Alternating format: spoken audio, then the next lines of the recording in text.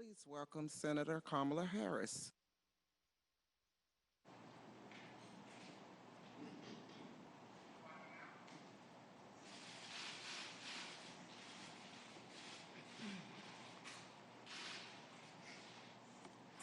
Good afternoon. On Friday morning, I attended the memorial service of Justice Ruth Bader Ginsburg in the United States Capitol. She was the first woman in our history to lie in state. I sat a few feet away from her flag-draped casket to pay my respects. And it was somber and it was personal. And it was an extraordinary moment for me, as I'm sure it was for you and millions of Americans and people around the world who felt a connection with the great RBG. It was sad because we lost a giant, not only of the court, but of American life. It was a celebration. Few people in our history have done more to change the lives of the American people than Ruth Bader Ginsburg did as a lawyer, an advocate, and a Supreme Court justice. And it was an inspiration and a call to each of us, for each of us to be better, to stay in the fight, and stay committed to what motivated Justice Ginsburg the most. That phrase etched in the marble of the United States Supreme Court, equal justice under law. Justice Ginsburg came to her view of the law not from a textbook, but from life, her own life. She often told the story of how she had personally felt the sting of discrimination as a woman, as the mother of a young child trying to find work. And so she committed her life, step by step, case by case, law by law, to tear down the obstacles in the way of so many, and especially women. Now, we are about to undertake the task of finding her replacement on the United States Supreme Court. Of course, it's hard to say those words. In truth, Ruth Bader Ginsburg cannot be replaced. She was an original, a one-of-a-kind. She combined a steel spine with an ability to extend an open hand, never a closed fist. She demonstrated you could both hold firm to your principles and still hear those with whom you disagree.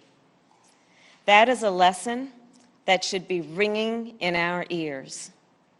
But it looks like this president and his party are not interested in hearing any of the lessons from Justice Ginsburg. Already the president and his party have chosen to ignore Justice Ginsburg's final wish to hold off the nomination to replace her until after the next president is chosen.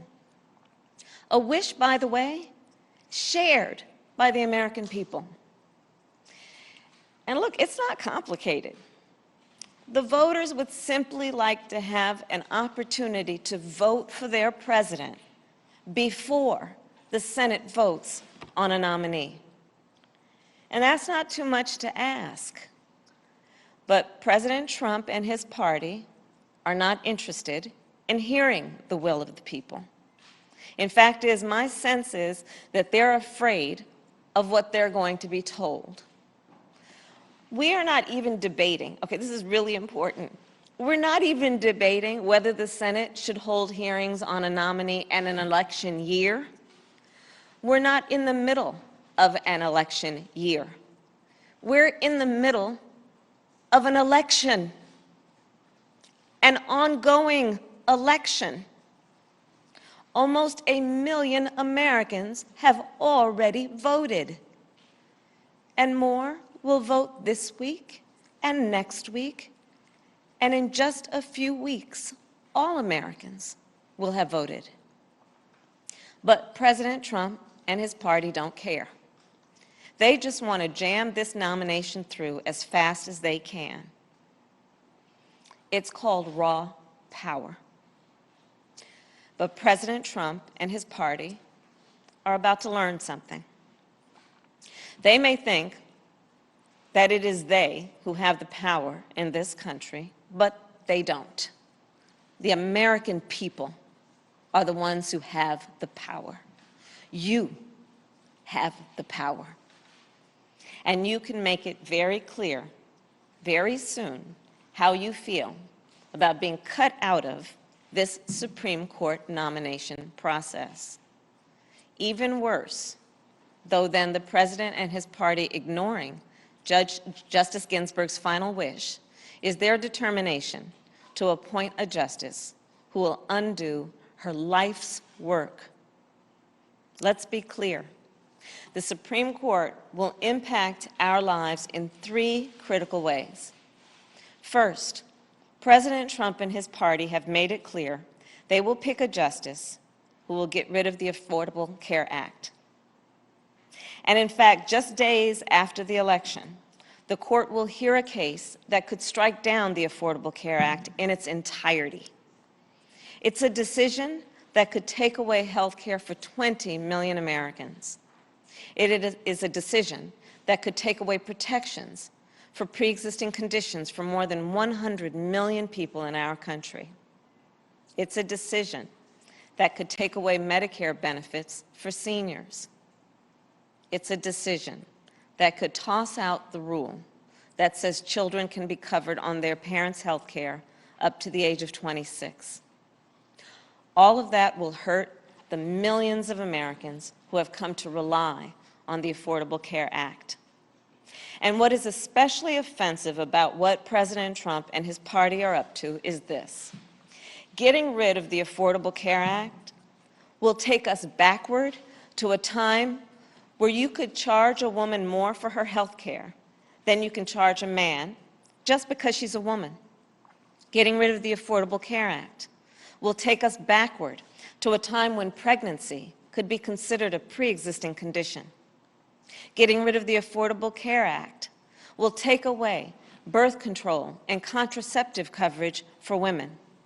And get this relentless obsession with overturning the Affordable Care Act is driven entirely by a blind rage toward President Obama. And it's happening at a moment when our country is suffering through the ravages of a pandemic that has claimed more than 200,000 lives in our country. Complications from COVID-19, like lung scarring and heart damage, could well become the next pre-existing condition. In short, there are few things they could do that would be more offensive to the legacy and the life of Justice Ginsburg than to return us to the full-scale policies of discrimination in health care toward the women of our country. But that's what overturning the Affordable Care Act will do. And overturning the Affordable Care Act is a way a nominee gets the support of this president and his party. As Attorney General of California, I defended your right to health care. As senator, I voted to protect your right to health care. But now President Trump has nominated Judge Amy Coney Barrett, and we know where Judge Barrett stands on the Affordable Care Act. Judge Barrett is on record opposing the decision that upheld the Affordable Care Act. As recently as 2017, she specifically attacked the Chief Justice's opinion in an article where she said, quote, Chief Justice Roberts pushed the Affordable Care Act beyond its plausible meaning to save the statute. If nothing else, the voters should be very clear about one thing. President Trump and his party and Judge Barrett will overturn the Affordable Care Act, and they won't stop there. They have made clear that they want to overturn Roe versus Wade and restrict reproductive rights and freedoms. Judge Barrett has a long record of opposing abortion and reproductive rights. There is no other issue that so disrespects and dishonors the work of Justice Ginsburg's life than undoing the seminal decision in the court's history that made it clear a woman has a right to make decisions about her own body. But that's where President Trump and his party and Judge Barrett are. So let's make it clear where we are. Let's vote for health care.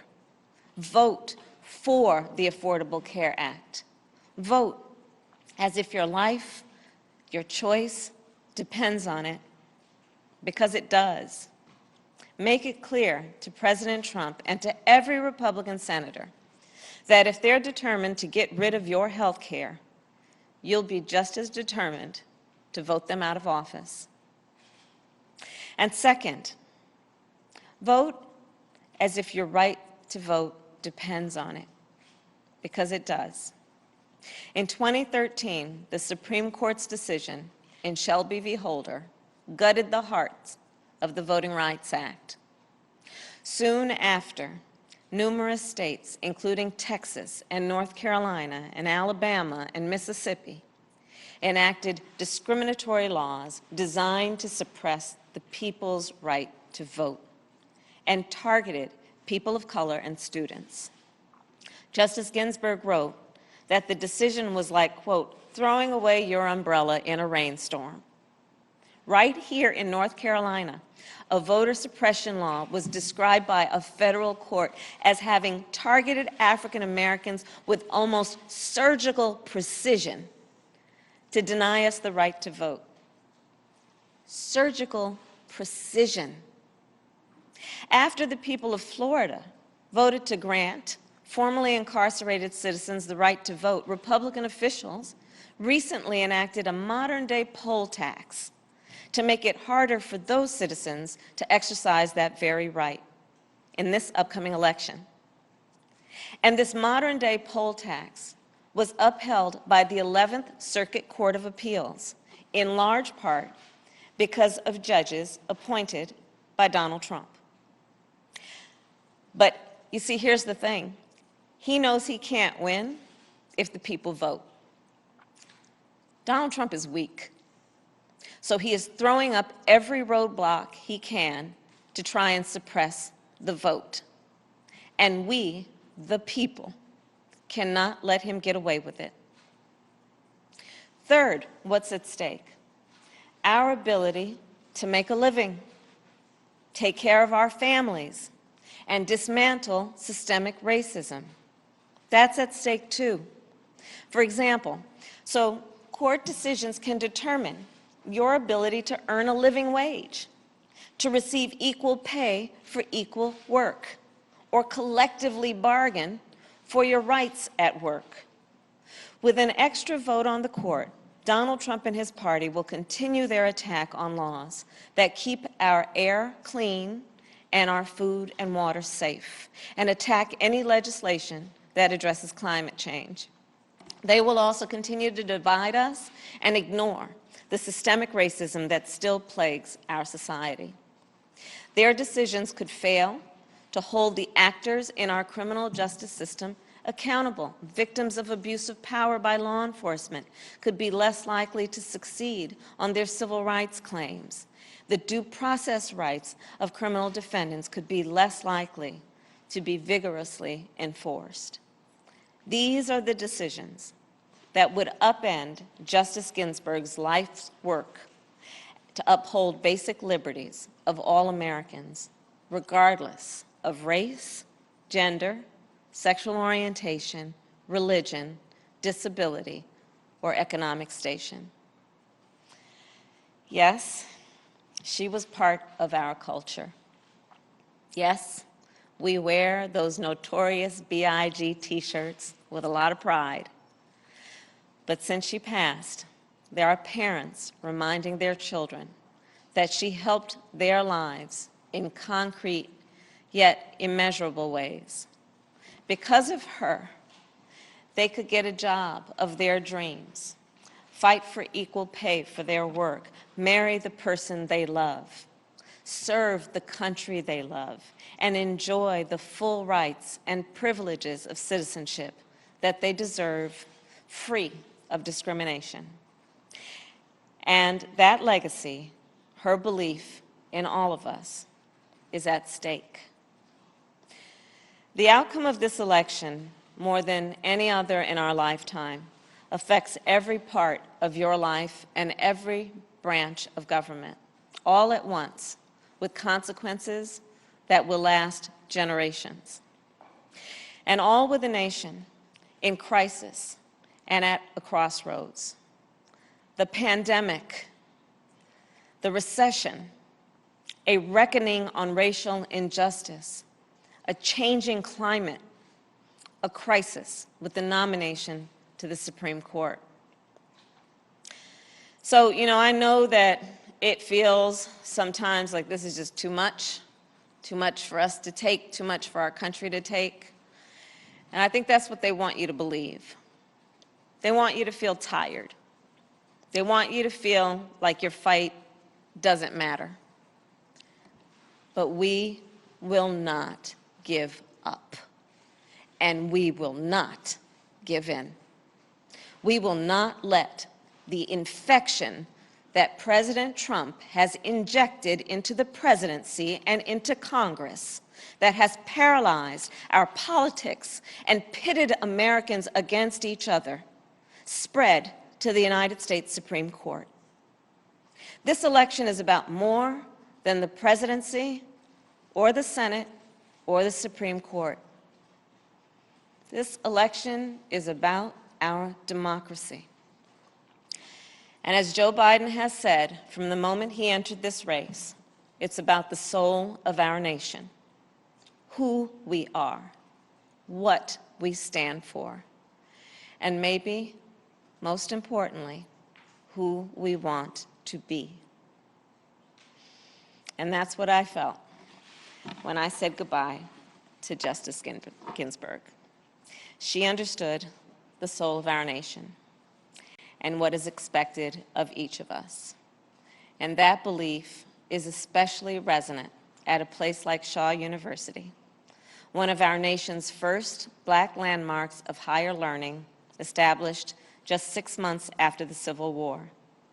People born into bondage and brutality stood on this very ground as graduates and as scholars. I stand here at SD Hall, the country's first university hall built to educate Black women in America. A century later, and a few months after the Greensboro sit-ins, Ella Baker and fellow students at Shaw established the Student Nonviolent Coordinating Committee that our dear John Lewis would one day lead. I stand here on their shoulders and with all of you as the nominee for Vice President of the United States. I stand with Joe Biden, who will be your next president. I stand with Cal Cunningham, who will be the next senator from the great state of North Carolina. And I stand with them and the American people to fight for a Supreme Court justice who, like Justice Ginsburg, truly believes in equal justice under law. May God bless Justice Ruth Bader Ginsburg. May God bless you all, and may God bless the United States of America.